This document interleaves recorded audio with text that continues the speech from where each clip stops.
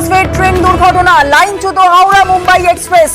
ঝাড়খণ্ডে চক্রধরপুরের কাছে দুর্ঘটনা, আহত হয়েছেন 6 জন। আরো একবার আপনাদের জানি নাকি ফের ট্রেন দুর্ঘটনা, লাইনচ্যুত হাওড়া মুম্বাই এক্সপ্রেস। আমাদের সঙ্গে রয়েছেন আমাদের প্রতিনিধি দেবাশিস চক্রবর্তীর কাছ থেকে একটু বিস্তারিত জেনে নেব। দেবাশিস, কি খবর পাওয়া যাচ্ছে?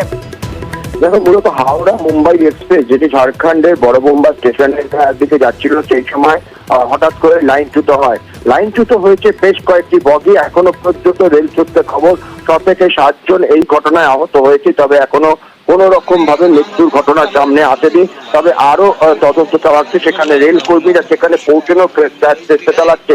ঠিক পাশাপাশি এই রেল দুর্ঘটনায় উদ্ধার কার্যে এসডিআরএফ কে কাজে লাগানো হচ্ছে, যেটি পাটনা থেকে একটি টিম ইতিমধ্যেই সেই দিকে রওনা দিয়েছে।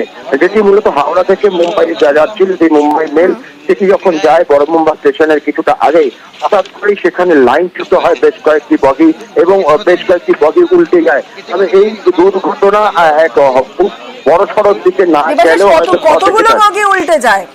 দেখো, এখনো পর্যন্ত 3 থেকে 4টে বগি উল্টে যাওয়ার ঘটনা সামনে এসছে। তবে আরো বেশ কয়েকটি পরিষ্কার নয়, আরো বগি সেখানে লাইনচ্যুত হয়েছে। রেল কর্মী অর্থাৎ গ্রামবাসীরা কিন্তু সেখানে গিয়ে তারা উদ্ধার কার্য কিছুটা চালিয়েছে। তবে রেল কর্মীরা সেখানে পৌঁছতে পারেনি, এখনো পর্যন্ত সেখানে পৌঁছার উদ্দেশ্যে রওনা দিয়েছে। ওর 3টে থেকে 4টের মধ্যে এই দুর্ঘটনাটি ঘটে। 3:45 নাগাদ দুর্ঘটনাটি ঘটে। ফলে এসডিআরএফ কে দিয়ে সেইখানে তদন্ত বা উদ্ধার কার্য চালানো হবে।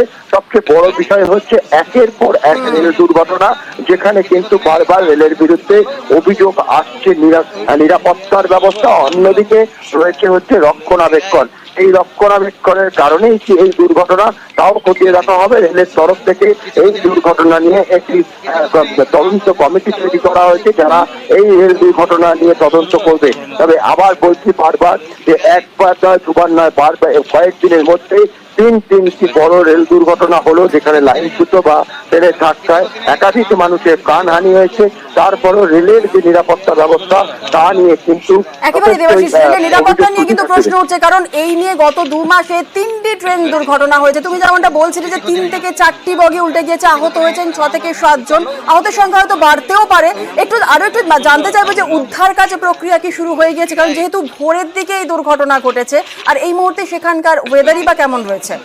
দেখো, ভোরের দিকে অবশ্যই এতটা 3:45 নাগাদ দুর্ঘটনা, যেটা রেলের তরফ থেকে জানানো হয়েছে। মানে অনেক সকাল হওয়ায় কিন্তু দুর্ঘটনায় যে উদ্ধার কার্য তা চালাতে কিন্তু শুরু করতে অনেক বিলম্ব হয়। ফলে এই মুহূর্তে যে রেলের আধিকারিকরা, রেল কর্মীরা বা এলাকার মানুষজন, গ্রামবাসীরা, তারা যেভাবে হাত লাগিয়েছেন এলাকার বাসিন্দারা, এই পাশাপাশি উদ্ধার কার্যের জন্য ব্যবহার করা হচ্ছে এসডিআরএফ কে। পাটনা থেকে একটি এসডিআরএফ এর দল এখানে উদ্দেশ্যে রওনা দিয়েছে বড়বোম্বা স্টেশনের কাছে। এখানেই তারা উদ্ধার কার্য চালাবে। তবে এই দুর্ঘটনায় এখনো পর্যন্ত কারো প্রাণহানি হয়নি বলে দাবি করা হয়েছে রেলের তরফ থেকে। বেশ, ধন্যবাদ দেবাশিস।